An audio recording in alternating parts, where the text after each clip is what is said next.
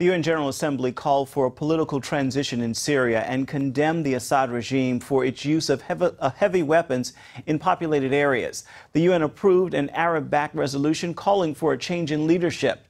The U.S. and 106 other nations supported the resolution, which is not legally binding. More than 70,000 people have died in Syria's two-year civil war, and hundreds of thousands of refugees have fled to Turkey, Jordan, Lebanon, and Iraq.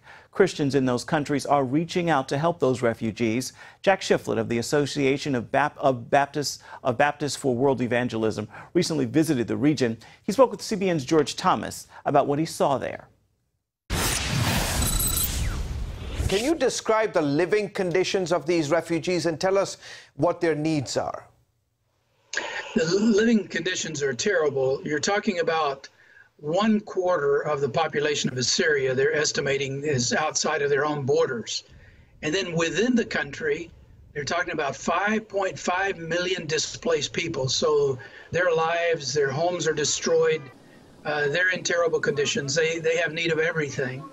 Some have been on long journeys. A mother with 6 or 7 children would actually hike for miles and miles to cross the border to find refugee space or some hope, at least to get away from the violence. There are Christian humanitarian groups and relief workers on hand. Tell us about their work and the impact that they're having. Give you an idea of what we're running into. 80,000 people have been killed in the last 2 years.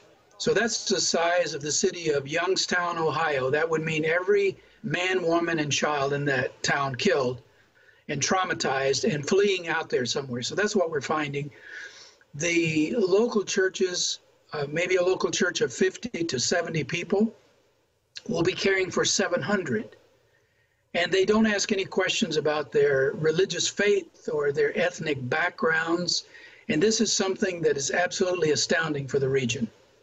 And in ordinary circumstances, these people might be considered as enemies, yet they're reaching out to help. Why? Absolutely. They would be the enemies. Most Christian minorities live in fear and anger. That would be the way they look at it because their countries have been destroyed.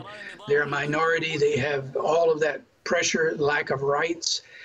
But we've seen God work in the life of the church, so they take the spirit of Christ and they see, like the Good Samaritan, just a fellow human being suffering, and they've reached out to them. And they do it in the name of Christ. And it's interesting that sometimes when they're ministering to these people, they will say, you know we're not Christians, right? Because they have no category for this kind of love.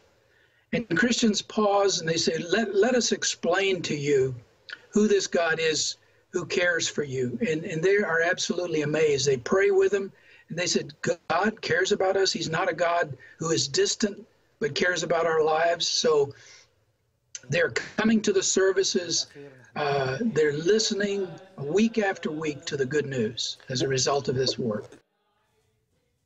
Our CBN reporters have been on the ground in the region reporting on the refugee crisis and the Christian response. To see those stories, go to our website, cbnnews.com.